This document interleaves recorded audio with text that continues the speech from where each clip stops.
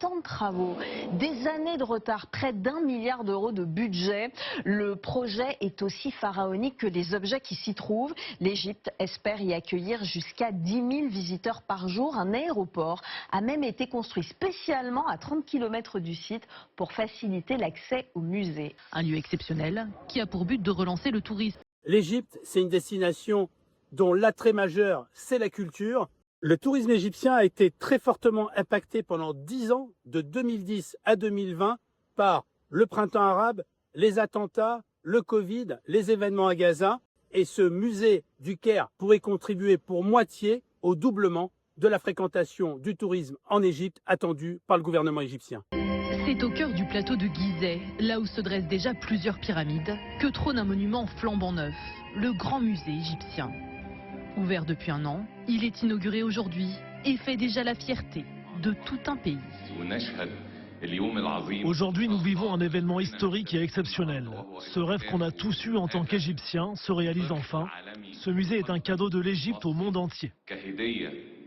Le complexe s'étend sur 500 000 mètres carrés et renferme des trésors de l'Égypte ancienne, répartis sur 5000 ans d'histoire.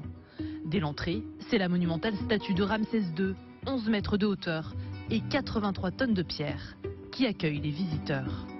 Ces derniers pourront aussi découvrir une immense galerie dédiée à Toutankhamon, avec 5500 objets retraçant l'histoire du jeune pharaon.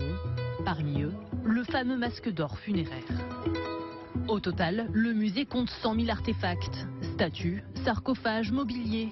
Pour cet égyptologue qui effectue actuellement des recherches dans le pays, ce musée a de nombreux avantages.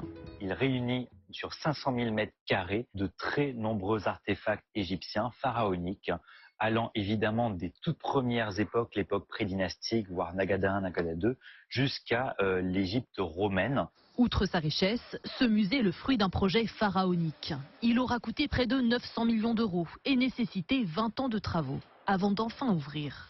Déclaré par le pouvoir égyptien comme le plus grand édifice culturel du XXIe siècle, ce complexe monumental espère accueillir entre 5 et 8 millions de visiteurs par an.